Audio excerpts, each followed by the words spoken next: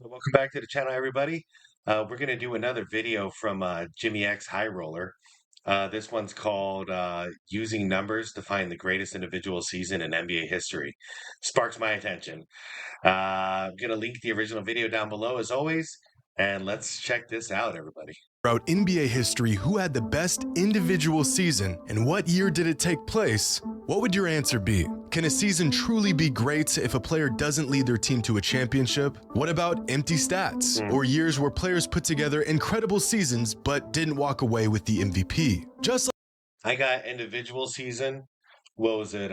87. Jordan scoring 37 points a game, scoring champion, MVP, Defensive Player of the Year. That would be as an individual. As a team, man, 95, 96 Bulls, because they actually won a title that year, and they had the best record. like many other fans of the game, I've always wondered who truly had the greatest season in NBA history. Yeah, if let's we do were it. to somehow add up all the Watch, it's like Joker. It's very possible. things that a player did throughout a season, their impact and value, and condense all of it into one number, some sort of value or greatness score, then we could determine who had the best season of all time. And so that's what I did. A formula to decide who had the Dude, it best really might be individual Joker. season in NBA history. And not only did I find that season, but it was so great that no other season comes even close. Today's video is brought to you by SeatGeek. A new Make that NBA money. season is upon Make that us. money, buddy. Jimmy, and get $20 off your first order today. With the 2023 NBA season going completely off the rails with big games, huge numbers, and record-breaking performances every other night, I had to gather myself and put all of this madness into context. How historic are these seasons really? Where do the individual performances of this season rank among the greatest season performances in NBA history? Well, in order to answer this question, I had to create a basic formula that factors in everything a player does on an individual level throughout a season. But first, I had to determine what numbers and awards actually matter and which ones don't. For example, winning the MVP is the greatest individual award a player can win, but there have been countless amazing seasons in which players did not win the award. So we can't use this as a metric to measure how great an individual season really was. I also had to exclude statistics that were heavily skewed by team performance, like win totals or even stats like offensive and defensive rating. We are, after all, looking for the best individual season. So after much deliberation, I narrowed down the criteria for the best season ever to these 9 factors. Points, rebounds, and assists. If a player was selected to an all-defensive team, if a player won Defensive Player of the Year, if they led the league in one of the 3 major statistics, player efficiency rating, win shares, box plus minus, value over replacement, and just to spice things up, All-Star Game MVP. The total number that a player achieves from these 9 metrics is their season score. The higher the score, the greater the season. And before we get started, I want to point out a few things. As I stated before, I did not factor in MVPs in this experiment because there's just been far too many incredible seasons where players were not crowned the most valuable player. Like in 1989, when Michael Jordan clearly had the best season that year, but Magic Johnson won the MVP. Another thing to keep in mind here is that most statistics that are available today have only been around since 1975. So any great season that took place in the early 70s and 60s was excluded from this experiment, which actually shouldn't even be a problem since a lot of NBA fans act like those seasons never even happened anyways. Another major factor that I left out was postseason success. And I know this will be a controversial decision, but in order to even make it deep into the playoffs, a great player still needs a solid supporting cast, or else he has no real shot to win it all. An obvious example of this is Nikola Jokic last season with the Nuggets. One of the best individual seasons of all time, just to be knocked out of the first round of the playoffs in a gentleman's sweep. Despite what a player did or did not accomplish throughout a season, we are looking for the best season from a player who had the biggest impact on the court game after game. And after spending countless, mind-numbing, migraine-inducing hours searching through hundreds of seasons from any and every player who even had a shot at putting together an all-time year, I have found the single greatest individual season in NBA history. And it's a season that was so good, no other season by any other player comes even close. All right, just for the research alone, head over to Jimmy X's channel, shoot him some love. He deserves it. Looks like he did a little bit deep dive here. Let's see what he's got. But I want to give some perspective on these season scores and what a good season looks like, what Goddamn, a Dominic. great season looks like, and what an Bang, all-time bang. season looks like. Back in 2018, LeBron James finished second in MVP voting and had one of the most complete all-around seasons of his career. In hindsight, some fans even believe he should have won the MVP that season. And according to our metric, that year LeBron James had a season score of 109.7. This is a great season by any standard, nearly an all. Damn, man. Yeah, he did play freaking. Yeah, he played like a beast that year. 27, 9, and 8. 1.4 steals. Not block a game. All right. Yeah, yeah. He balled out that. All-time season, but James Harden rightfully took home the MVP with a season score of 112.4. In 2015, Steph Curry. One's fair. All right, y'all call me a LeBron hater, but that one's fair. LeBron should have won MVP there. James Harden, what'd he do? Just a butt ball hog. He got those assists, but dude, we all saw how he played back then. You know, that wasn't real. Just a couple of rebounds. Surprised with the steals. And then surprised with the blocks. What the hell was going on that year? Of 112.4. In 2015, Steph Curry won his first league MVP and put together one of the most memorable seasons in recent NBA history. That year, his season score was 97.3. In 2006, Kobe Bryant had statistically the best season of his career and achieved a season score of 119.1. And yet, God damn, that was that year. I know. Yeah, I get it. I get why everyone feels like he got snubbed. I do. 35, 4. So he wasn't distributing very much that year, but his team sucked. Could have got more rebounds, though. 5.3, 1.8 steals a game. Very good. No blocks. I mean, points-wise, he dominated. But it's hard for me because he didn't stack up the other stats this year. Steve Nash won the MVP that season with a season score of just 84 points. It was those assists. And if you watch those games, Steve Nash was the whole I mean, they were putting up like 100 and, I don't know, 113, 114 points. And so those 18 points you see, that's not the real story. Steve Nash could have shot every fucking time if he wanted to, but he was distributing the ball like a freaking magician. And the whole team was relying on him. Nash would go on the bench and we would just like start losing this 20-point lead. Nash would have to go back out there and start distributing the ball all over the place. And it was beautiful. Even the 10.5 assists doesn't tell the story. Because, I mean, he got the ball moving. And it became contagious. It was beautiful basketball. Terrible defense, though. Terrible defense in that era. Not much has changed. Suns still suck at defense. I think we're the worst defensive team in the league this year. And we're also the worst team when it comes to blowing halftime leads. Like, true stats. True fucking stats. Sucks. Anyways, I'm going to stop bitching about the Suns now.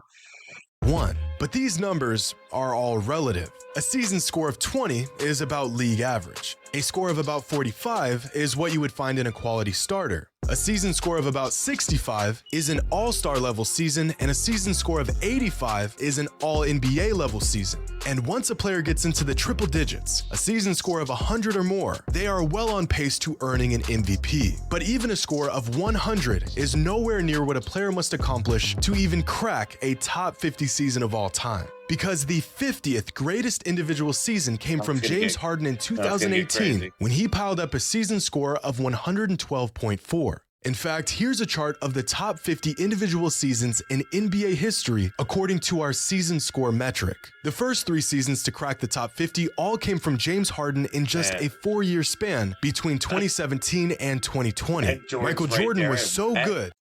In 98, Jordan was there? Wow. Old man Jordan. So early in his career that even his rookie season made the list as the 42nd best individual season of all time. Tracy McGrady put together his best season in 2003 with a season score of 115.3. Hakeem's 1994 campaign lands at the 35th spot of all time, and just above him, you'll find Steph's unanimous MVP season in 2016. Man, Karl Malone. Those couple years, if anybody but the Bulls, the Jordan Bulls, I think the Utah Jazz would have been back-to-back champions. They really would have. Damn, look at Kobe. 2006, he had 119, huh? That was a snub year? Nikola Jokic achieved a career-high season score last season with a total of 120.3 points. Is that CP3? The 23rd best individual season of all time. But Giannis actually scored just slightly higher than Jokic did last season with a season score of 120.9. Russell Westbrook's MVP year is the 17th best individual season of all time and easily the best season of his career. Keep going up and we'll find the best seasons from some of the greatest players of all time. Dwayne Wade in 2009, KG in 2004, Kareem in 76. In 2020, Giannis put together one of the greatest seasons ever with a season score of 129.8. Just behind LeBron's 2009 season, which turns out to be the best individual season of his career, where he earned a season score of 130.2. And after this mark, we enter the Michael Jordan zone, where it's a whole lot of MJ reeling off some of the best individual seasons of all time, year after year. And right at the top are the 3 best individual seasons of all time. David Robinson's Jordan. 89 when they got knocked out by the Pistons. Wow. Criminally underrated 1994 season, Shaq's masterpiece in the 2000 NBA season, and Michael Jordan's 1989 season that earned him a season score of 137.7. Hold up. There's one season missing here. Yeah, where's Joker at? Oh. Whoa. There it is. Michael Jordan's 1988 regular season, widely regarded as the greatest of all time. And that's because it is. Oh, I had it wrong. It wasn't 87, the year I was talking about. It was 88, where he was Defensive Player of the Year and all that. With a season score of 154.8, Jordan's 1988 campaign is the greatest individual season in NBA history. Oh my God. And it's not even remotely close. But I want to take a deeper look at these results because they... No way. I thought Joker was going to win this. I gotta tell you the truth. I really thought Joker was gonna win this. Holy shit. Dude, look at all the MJs. Oh man, they're all in the top like 20. Where's his last one? God, all the way down to 47. Dude. Where's LeBron at? LeBron starts at number 8. What about Kobe? Man, Kobe, I'm sorry, man. Where are you? Where you at? Oh man. Starts at 27. Dude. So Shaq was, other than Jordan, Shaq had the best individual season of all time. And David Robinson was right there. Wow. All right. Call me an old head if you want. But yeah, these are the old school greats. Reveal some interesting things about what we know and what we thought we knew. Some all-time legends that didn't even have a single season that made the top 50 list include Larry Bird, Magic Johnson, Tim Duncan, Charles Barkley, Dirk Nowitzki, and many more. On the other hand, there have been a handful of players that have had multiple seasons that cracked the top 50. These players include Michael Jordan with 11 top 50 seasons of all time, LeBron James with 5, James Harden, Giannis Antetokounmpo, and David Robinson with 4 apiece, Kareem and Garnett with 3, and Hakeem, Kobe, Jokic, Shaq, and Chris Paul, all with 2 top 50 seasons each. But okay, whoa, so yeah, Shaq, okay. Look at his dropout. So this is Hungry Shaq. Hungry Shaq looking for that first. And then this is the sharp decline. This is no longer Hungry Shaq. This is Shaq eating everything in the world and not giving a damn anymore, letting Kobe carry the load. Man, if he could have stayed here or even relatively close to this, Shaq would have been the greatest of all time. But the most interesting thing that these numbers reveal is that the second best individual season in NBA history didn't even earn an MVP. Michael Jordan's 1989 season ranks second all time among season scores, and somehow he still finished second in MVP voting that season behind Magic Johnson, who earned a season score of 103.9. Still a great score, but nowhere near. Let's look at the numbers. 32-5 against 20. Okay, 10 more points a game. For almost 5 less assists. Magic was on his game, man. Rebounds were even. Steals, Jordan's got the edge by 1. I mean, that's big. It's a big edge, too. Efficiency, Jordan wins. Win shares, Jordan wins. Plus, box plus, Jordan wins. Wow. Jordan won everything but those assists. And I think he more than made up for it. Yeah. But Jordan wasn't a champion yet. So, Magic was the guy. Magic was the guy. Near the season Michael had. And if you take a look at their numbers throughout that season, it's clear that a robbery took place here. Same thing happened in 1990 when Michael Jordan put up the 5th highest season. He should have won at 87, 88, 89, 90, 91, 92, 93. I'm not even exaggerating. He literally should have won it all those years. I'm seeing the same with Joker. And I'm wondering if maybe he doesn't win it this year, or they just got to give it to him every other year. Because at a certain point, you can't just give the MVP to the same player every single year if they're on a 10-year run where they're just the greatest. And that's what happened to him. They overcompensated when it came to Kobe, and Kobe didn't get enough respect. But Jordan, literally, guy could have been let's say 6, 8, probably 9-time MVP. Score in NBA history and finished not second, but third in MVP voting behind Magic Johnson and Charles Barkley. Yeah, that's some bullshit right there. All right. King of the points. Assists, only losing to Magic. Killing Barkley. Rebounds, Barkley's got the win, but Jordan's beaten at number 1.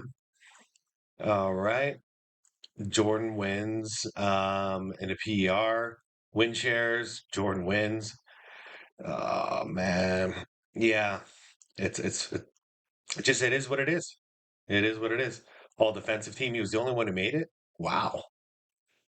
And again, the numbers are clear as day. This MVP should have gone to Michael, and it's not even close. Yeah, but he got the last laugh. He got the ring. Sorry, Magic. Now, the idea that Michael Jordan and LeBron James should have probably won more MVPs throughout their careers becomes even more glaring through the lens of this season score metric.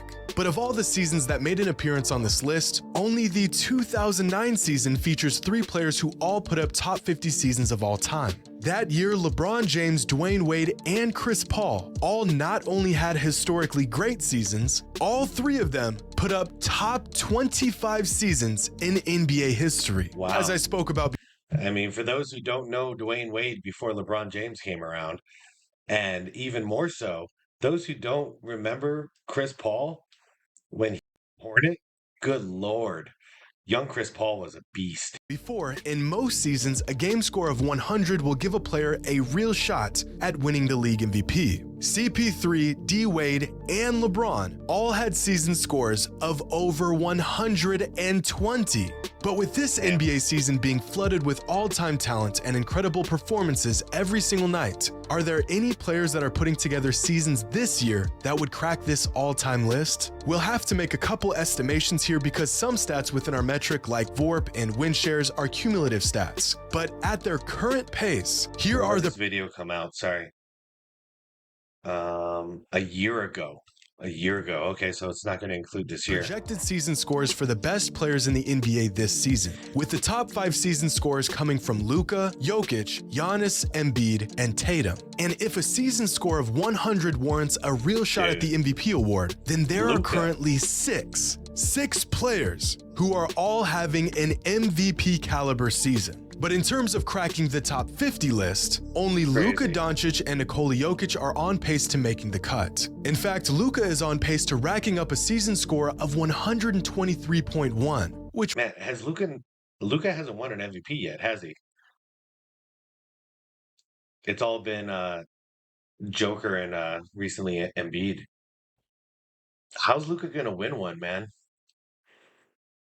When you got Joker doing, oh man, he's putting up the points plus the rebounds and the assists, and Luca can score 40 a game, and I don't know if he's gonna win one.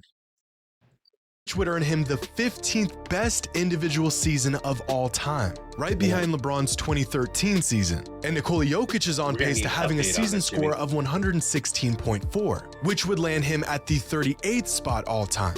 And after gathering data from hundreds of seasons of dozens of players, I got to thinking about peaks. Who was the best when they were at their best? Some players have maybe 1 or 2 seasons that stand far above any other year they've put together, like Tracy McGrady in 2003 or Russell Westbrook in 2017, while other players completely control the game on an individual level season after season. So here is a chart of NBA legends and the combined season scores of the best 5-year stretch of their career. For example, Isaiah Thomas's best 5-year stretch came between 1984 and 1988, where his total season scores throughout those years was 379.3. Damian Lillard's run from 2017 to 2021 earned him a total of 438.9. Just above Magic Johnson and Moses Malone is Karl Malone, who is the first player on this chart to crack 500. Nikola Jokic is currently in his best 5-year stretch and has a total score of 508.8.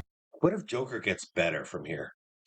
But this number will jump much higher after this season, somewhere around the 540 range. Kobe, Hakeem, and Bird all had similarly great primes in the NBA, ranging from 514 to 518. Tim Duncan is sandwiched right between Russell Westbrook and Kevin Durant. Our first big jump occurs with James Harden's run between 2016 and 2020. And after these marks, we get into the very best individual runs in NBA history. Shaq in the early 2000s, a young Kareem, a mind-boggling 5-year individual stretch from David Robinson in the mid-90s, Giannis's current historic run dating back to 2018, and LeBron James at his absolute peak from 2008 to 2012. Just 5 points shy of cracking the 600 mark. Possibly the greatest individual prime of all time. Yeah. Well, at least it would have been if Michael Jordan didn't exist. Because from 19... I love this. I love this. And Jimmy X, for all you guys who don't know, Jimmy X is not like a LeBron hater or like a, some Jordan lover. Like this is just raw data. It's just being delivered like this. Like there's nothing you can do, man. There's nothing any of these fools can do. Jordan is just on a god tier level all by himself. This is hilarious. 88 to 1992, MJ rattled off 5 of the top 16 individual seasons of all time. By far, the greatest stretch of seasons we've ever seen from any player, earning him a prime total score. No, it's holy shit. No. Holy shit, 680. He freaking dominates everybody. Of 680.9. Leaving him in a league of his own, even amongst the greatest players in NBA history. That's hilarious. Hope you all enjoyed. Dude. And as always, until next time. Holy shit. That was a hilarious delivery, right? Look at this. You can't make this stuff up. Man, my homie Nash is all the way down there. Isaiah. Jeez. Man. Wow. There's Braun. There's MJ. And it's not dissing Braun. Braun, look at him. He's number 2. He's number 2. He's kicking ass. But you all want to say he's the GOAT and not this guy? This guy. All right. Everybody, thanks for watching. Definitely shoot Jimmy X some love. This was a hell of a video. Lots of research gone in. Thanks for watching, everybody. Let's comment down below. What do you think about this video? What do you think about Jordan being on his God tier over here? Do you think Joker's gonna surpass MJ someday in a 5-year prime or in an individual season? Yeah, let's shoot it out down below. Thanks for watching, everybody. I'll see you all in the next one. Peace.